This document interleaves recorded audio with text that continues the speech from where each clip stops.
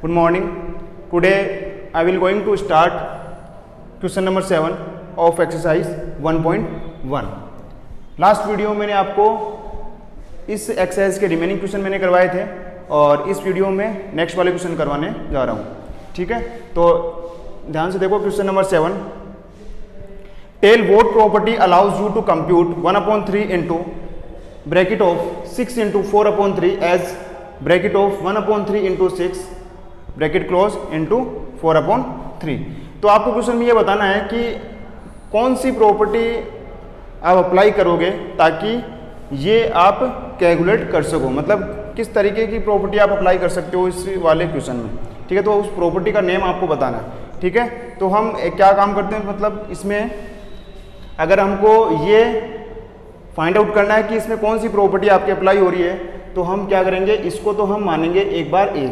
ठीक है, एक बार ए मानेंगे, इसको बी मानेंगे, इसको सी मानेंगे। इसको ए मान लिया, इसको बी मान लिया, इसको सी मान लिया।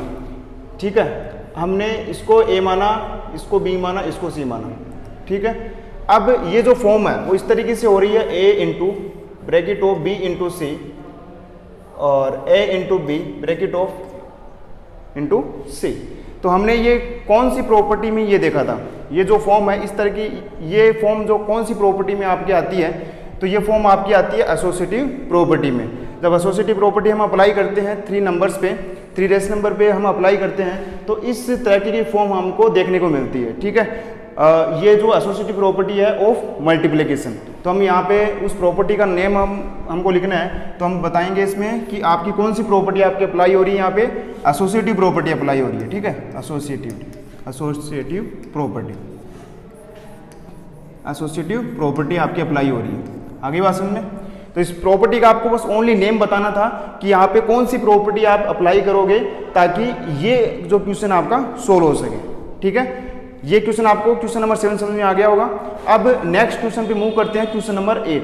क्वेश्चन नंबर 8 में आपको बताना है कि is 8/9 the multiplicative inverse of -1 and 1/8, why और वाई नॉट। तो इस क्वेश्चन में आपको बताना है कि 8/9 है वो क्या मल्टीप्लिकेटिव इनवर्स होगा किसका, इस नंबर का मल्टीप्लिकेटिव इनवर्स होगा या नहीं होगा। अगर होगा तो क्यों होगा, नहीं होगा तो क्यों नहीं होगा, ये आपको बताना है। ठीक है, तो सबसे पहले इस क्वेश्चन को बताने से पहले मैं आपको बता दूं कि मल्टीप्लिकेटिव इनवर्स क्या होता है। वैसे तो मैंने आपको लास्ट वीडियो में बता दिया था, जब मैंने बेसिक स्टार्ट किया था उस टाइम पर मैंने बता दिया था। ठीक है, फिर भी मैं यहाँ पे इस क्वेश्चन को सोल्व करने से पहले ये मल्टीप्लिकेटिव इनवर्स के बारे में थोड़ा सा आपको एक्सप्लेन कर दूं कि मल्टीप्लिकेटिव इनवर्स क्या होता है। कि किन्हीं भी 2 नंबर का अगर आपको क्या करना है, मल्टीप्लिकेटिव इनवर्स निकालना है, किन्हीं भी 2 नंबर का मल्टीप्लिकेटिव इनवर्स निकालना है, तो हम किस तरीके से निकालते हैं। एक जैसे 8/9 है, उसका हमको मल्टीप्लिकेटिव इनवर्स निकालना है, तो इसी का रेसिप्रोकल करके इसको हम मल्टीप्लाई कर देंगे।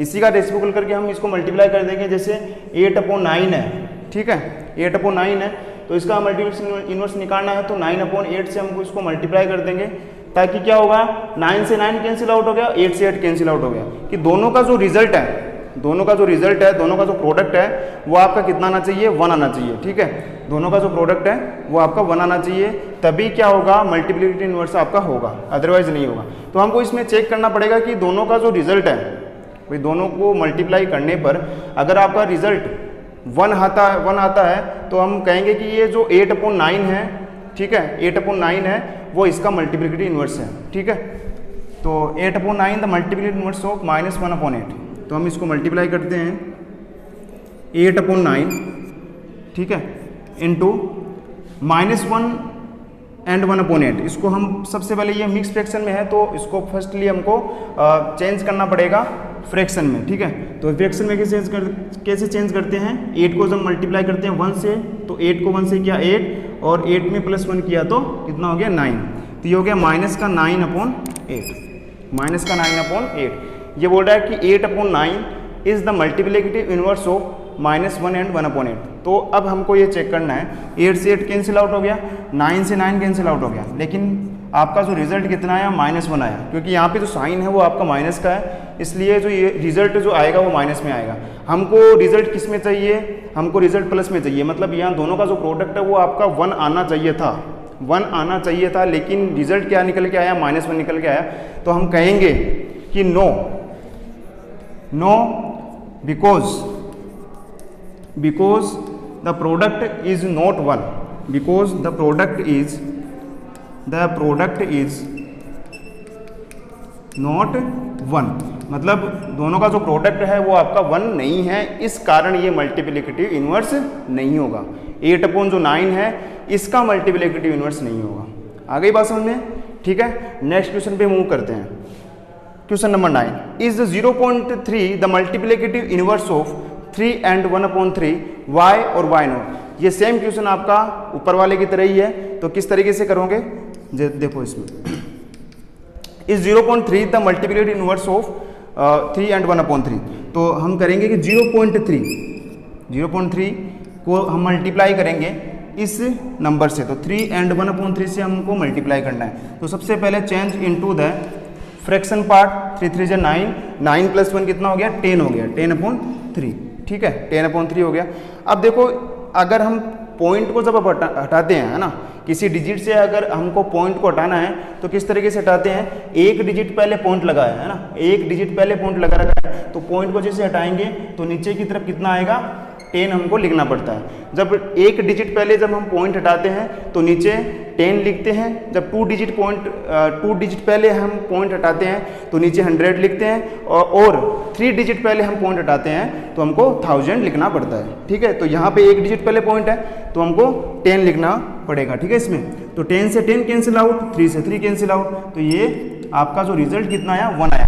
और मल्टीप्लिकेटिव इन्वर्स में दोनों का जो रिजल्ट है वो 1 ही आना चाहिए, इसलिए हम कहेंगे yes the product is, because यहाँ पे कर दो इसको कि yes because the product is 1, the product is equal to 1, ठीक है, इज इक्वल टू 1 के इक्वल है। तो क्वेश्चन नंबर 7 कंप्लीट हो गया, क्वेश्चन नंबर 8 भी आपको समझ में आ गया और क्वेश्चन नंबर आपको 9 भी आपको समझ में आ गया।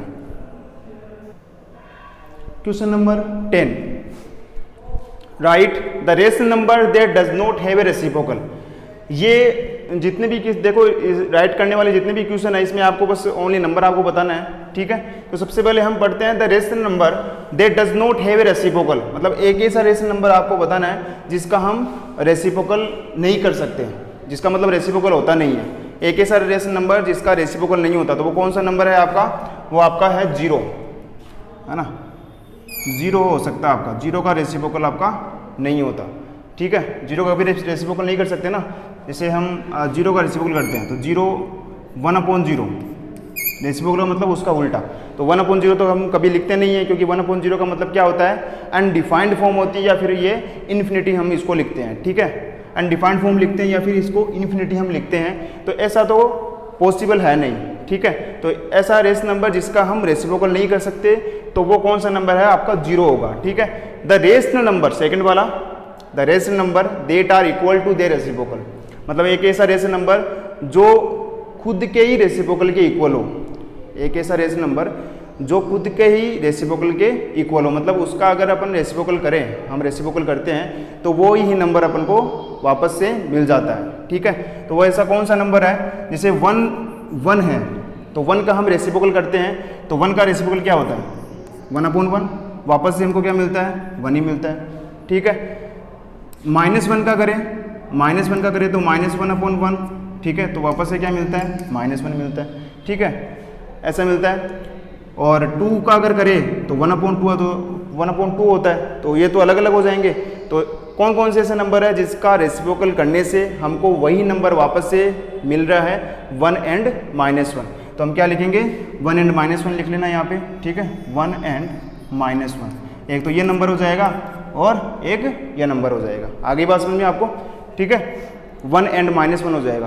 Question number 3, the rational number that is equal to its negative, मतलब एक ऐसा रेशनल नंबर जो इक्वल हो नेगेटिव के, है ना, एक ऐसा रेशनल नंबर जो इक्वल हो अपने ही नेगेटिव के कैसे इक्वल हो सकता है? जैसे 1 है तो 1 का नेगेटिव क्या होता है? -1। तो दोनों तो आपके डिफरेंट हो गए।